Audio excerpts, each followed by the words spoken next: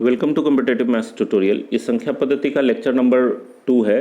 Lecture number 1 में हम लोगों ने संख्याओं के कई प्रकार देखे थे, जिसमें कि इम्पोर्टेंट क्या क्या है, प्राकृत संख्या, पूर्ण संख्या, पूर्णांक संख्या, सम संख्या, विषम संख्या।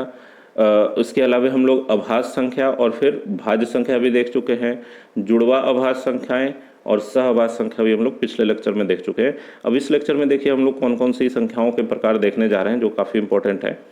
अब पहला है परिपूर्ण संख्या। परिपूर्ण संख्या का मतलब क्या है कि किसी संख्या के सभी भाजकों का योग उस संख्या से दुगना हो तो संख्या को परिपूर्ण संख्या कहते हैं। अब जैसे इसके एग्जांपल में 6, 28, 496 और 8128 यही चारों एग्जाम में पूछे जाएंगे, इसको आप लोग याद कर लो। अब फैक्टर 6 का गुणनखंड क्या क्या होता है, 6 में किससे किससे भाग लगेगा भाई, तो 1 से, 2 से, 3 से और 6 से। 6 में इन्हीं चारों से भाग लगता है और इसको जोड़ेंगे तो क्या आएगा, 6, 3, 9, 2, 11 और 1, 12। इसका जोड़ आ रहा है 12, जो कि 6 का दोगुना है। तो परिपूर्ण संख्या का यही प्रॉपर्टी है कि उनके सभी गुणनखंडों का योग अगर 12 है, भाजकों का योग अगर 12 है, तो 12 है नहीं मतलब संख्या से दुगना है, तो संख्या परिपूर्ण संख्या कही जाएगी। अब 28 जो है, 1, 2, 4, 7, 14, 28 इसके भाजक है। इन सबको आप जोड़ेंगे तो क्या आएगा, 56। अब 56 क्या होता है, 28 का दुगना, तो ये संख्या से दुगना आ गया, इसलिए ये परिपूर्ण संख्या है। अब इसका एक और प्रॉपर्टी है कि परिपूर्ण संख्या के सभी भाजकों के व्युत्क्रम का योग कितना होता है, 2 होता है। अब जैसे ये 6 वाले में देखो, 1 का व्युत्क्रम 1/1 होगा, 2 का व्युत्क्रम 1/2, 3 का व्युत्क्रम 1/3 और 6 का व्युत्क्रम 1/6 होगा। इन सबको जोड़ेंगे तो क्या आएगा, 2। अब इसमें 1/1 तो 1 है ही ऑलरेडी, इन तीनों का जोड़ 1 आएगा। ठीक है, तो इसको ध्यान में रखना है, काफ़ी इंपॉर्टेंट है। नेक्स्ट देखिए, चक्रीय संख्याएं, साइक्लिक नंबर्स किसको कहते हैं। अब जैसे 1, 4, 2, 8, 5, 7 एक साइक्लिक नंबर है। इसका प्रॉपर्टी यह है कि n अंकों की वैसी संख्याएं जिसे n तक के किसी भी संख्या से गुना करने पर उत्तर में उसी संख्या के अंक मिलते हैं, उसी संख्या के अंक अगले क्रम में आए, उसे चक्रीय संख्या कहते हैं। अब जैसे देखो, 2 से गुना किया 1, 4, 2, 8, 5, 7 में, तो 2, 8, 5, 7, 1, 4 आ रहा है, वही नंबर जो है घूम फिर के आ रहे हैं। 3 से जब गुना किया तो फिर यहाँ पे हम लोग देख रहे हैं ये जो 1 है वो बस पीछे चला गया है, 4, 2, 8, 5, 7, 1। 4 से जब गुना कर रहे हैं तो वही सारे अंक रिपीट हो रहे हैं, 5 से गुना कर रहे हैं वही अंक रिपीट हो रहा है। तो 6 अंकों की ये संख्या है, तो 6 तक में किसी से भी गुना करने पे संख्या वही आएगा। ये चक्रीय संख्या का गुण है। ठीक है, नेक्स्ट देखिए, परिमेय संख्या किसको कहते हैं। वैसी संख्या जिसे p/q के रूप में लिखा जा सके, जहाँ p और q क्या होना चाहिए, पूर्णांक संख्या हो, उसे परिमेय संख्या कहते हैं। जैसे अब पूर्णांक संख्या होने का मतलब है 3 और 4, 3 भी पूर्णांक है, 4 भी पूर्णांक है, तो ये परिमेय संख्या हो गया। पूर्णांक संख्या नकारात्मक नेगेटिव भी होता है ना, ऋणात्मक भी होता है, तो -5/7 ये भी एक आपका परिमेय संख्या कहलाएगा। ठीक है, 2/3, -16, 7.5, -2.3434, इस तरीके से 22/7, ये सब परिमेय है। क्यों है, अब देखो -16 को बारे में डिसाइड करें, 2/3 तो आप समझ रहे होंगे, सीधा सीधा है, 2 भी पूर्णांक है, 3 भी पूर्णांक है। -16 को आप लोग कह सकते हैं -16/1, है ना, तो -16 भी पूर्णांक संख्या है, 1 भी पूर्णांक संख्या है। 7.5 को लिखा जा सकता है 75/10। ठीक है, इसको काट के आप छोटा भी कर सकते हैं, लेकिन 75 भी पूर्णांक है, 10 भी पूर्णांक है, तो ये परिमेय संख्या होगा।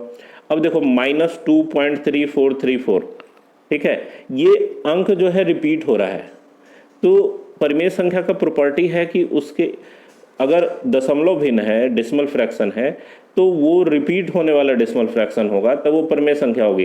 क्योंकि आप लोग जानते हैं कि ये रेकरिंग वाला सवाल जो है -2.3434, इस तरीके का ये जो रेकरिंग वाला सवाल होता है, इसको ऐसे भिन्न में बदला जा सकता है। ठीक है, तो चूंकि इसको हम लोग भिन्न के रूप में लिख सकते हैं, तो ये परिमेय संख्या है। 22/7 इसलिए लिया गया क्योंकि देखो 22/7 एक परिमेय संख्या है, 22 भी पूर्णांक है, 7 भी पूर्णांक है, लेकिन जिस पाई का वैल्यू हम लोग 22/7 यूज करते हैं वो पाई परिमेय नहीं है, क्योंकि पाई का एग्जैक्ट वैल्यू कुछ और होता है और 22/7 का एग्जैक्ट वैल्यू कुछ और होता है। ये पाई से रिलेटेड एक शॉर्ट वीडियो मैंने डाला हुआ है इस चैनल पर, उसको जरूर से देखिए, उसमें बहुत अच्छे से क्लियर हो जाएगा कि पाई क्या है, 3.14 क्यों है और 22/7 क्या है। ठीक है, तीनों में डिफरेंस क्या है वो बहुत बढ़िया से उसमें बताया हुआ है। ठीक है, नेक्स्ट देखिए, अपरिमेय संख्या क्या है, वैसी संख्या जिसे p/q के रूप में नहीं लिखा जा सकता है, जहां p और q अभाज्य संख्याएं हो, उसे अपरिमेय संख्या कहा जाता है। पी और क्यू अभाज्य नहीं, यहाँ पर आपका पी और क्यू अभाज्य संख्या नहीं होगा, यहाँ पर होगा पूर्णांक संख्या है। ठीक है, पी और क्यू पूर्णांक संख्या। ठीक है, यहाँ पे थोड़ा सा गलत टाइपिंग हो गया। तो अगर p और q पूर्णांक संख्या है तो p बटा q के रूप में नहीं लिखा जा सकता है अपरिमेय संख्या को। अब देखो √3 को p बटा q के रूप में लिख रहे हैं, लेकिन p जो है वो पूर्णांक संख्या नहीं है। ठीक है, इंटीजर नहीं है ये। ठीक है, अब देखो √3 एक अपरिमेय संख्या है, -√5 ये भी अपरिमेय संख्या है, -√3 बटा √2 ये भी अपरिमेय संख्या है, √2 प्लस √6 ये भी अपरिमेय संख्या है, यहाँ बीच में माइनस लगा दो ये भी अपरिमेय संख्या होगा। ठीक है, तो अगर √3 बटा 5 भी करें तो भी ये अपरिमेय संख्या होगा। कहने का मतलब है कि ये रूट वाला जो भी चीज़ है वो अपरिमेय होता है। क्यूब रूट ऑफ 4 ये भी अपरिमेय संख्या होगा। ठीक है, तो अपरिमेय संख्या में पूर्णांक नहीं होते हैं, ये ध्यान में रखना है। ठीक है, इसके अलावा जब हम लोग दशमलव भिन्न की बात करेंगे तो दशमलव भिन्न का इसका नेचर कैसा होगा, जैसे परिमेय संख्या में क्या था कि दशमलव के बाद जो संख्याएं थी वो बार बार रिपीट हो रही थी, ये ना रिपीट होती है ना रुकती है। ठीक है, अब 4 1 4 2 1 3 5 6 2 कोई ये नहीं बता सकता कि इसका अगला नंबर क्या आएगा, जबकि इस परिमेय संख्या में ये जो 3 4 3 4 रिपीट हो रहा है आप बता सकते हैं कि इसके बाद 3 4 3 4 ही आने हैं। ठीक है, तो इसमें एक पैटर्न पता चलता है कि आगे क्या आने वाला है। अपरिमेय संख्या में कुछ नहीं पता चलता है, यहाँ 4 के बाद 1 आया, फिर 4 के बाद 2 आ गया। ठीक है, और यहाँ 2 के बाद 1 है तो यहाँ 2 के बाद क्या आएगा ये पता नहीं। ठीक है, 7 3 2 0 5 0 8 1। ठीक है, तो ये अपरिमेय संख्या है जो न रुकता है न रिपीट होता है। परिमेय संख्या में ये दशमलव में ऐसा भी आ सकता है आपका 5.4। ठीक है, ये भी परिमेय संख्या है। 7.5 ये 7.5 जो लिया हुआ है ये परिमेय संख्या है क्योंकि ये रुक गया है दशमलव के बाद। ठीक है, और ये जो नहीं रुका है उसका पैटर्न पता चल रहा है, तो इसको ध्यान में रखना है परिमेय संख्या किस किस तरीके के होते हैं। अपरिमेय संख्या समझ में आया कि ये ना रुकेगा, डॉट डॉट डॉट डॉट ये चलता जा रहा है, और ना इसका पैटर्न पता चलेगा कि आगे क्या आने वाला है। ठीक है, तो इसको ध्यान में रखना है।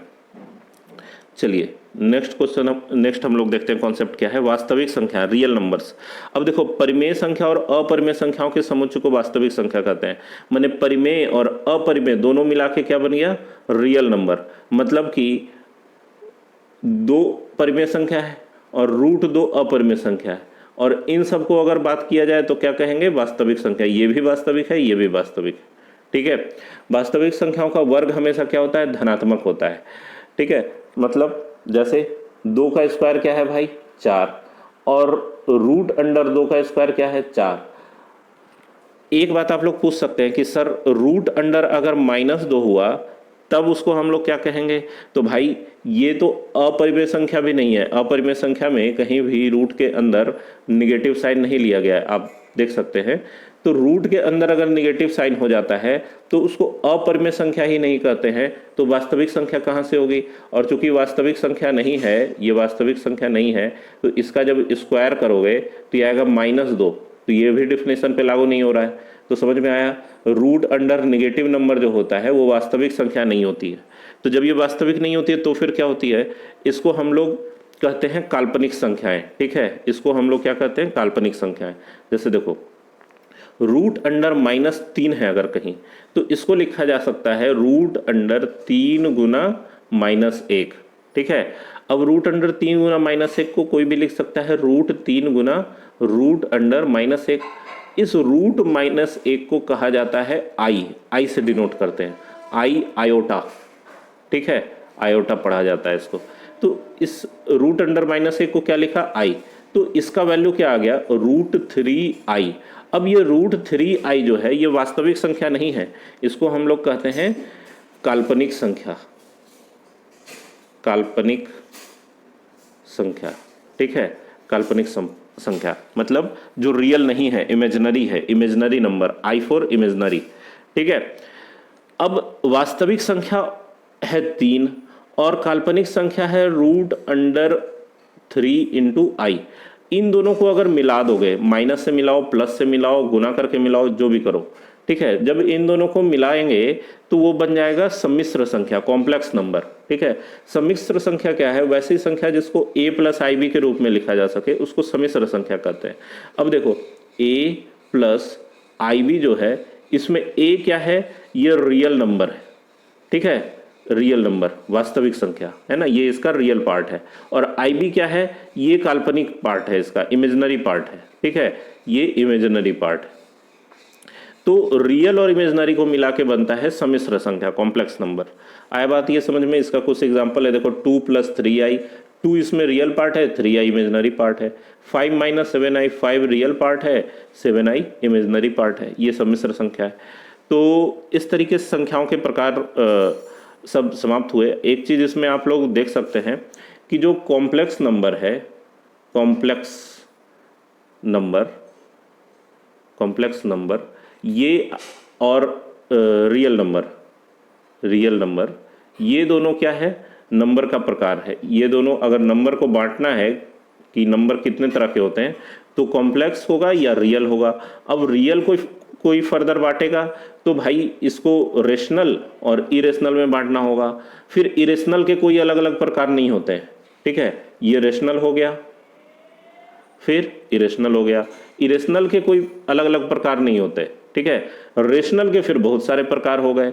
रेशनल में आपका बाकी जितना भी पढ़ा हम लोगों ने, आपका नेचुरल नंबर, प्राइम नंबर, मैंने प्राकृत संख्या, पूर्ण संख्या, पूर्णांक संख्या, सम विषम, भाज्य भाज्य, सहभाज्य, जुड़वा भाज्य, ये सब रेशनल का प्रकार है।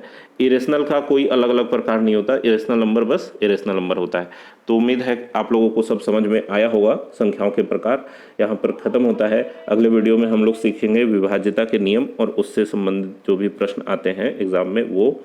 तो इंतजार कीजिए अगले वीडियो का। तब तक पढ़ते रहिए, रिवीजन करते रहिए और लिंक अपने दोस्तों मित्रों को ज़रूर शेयर करते रहिए क्योंकि ज्ञान बांटने से बढ़ता है। तो मिलते हैं नेक्स्ट वीडियो में।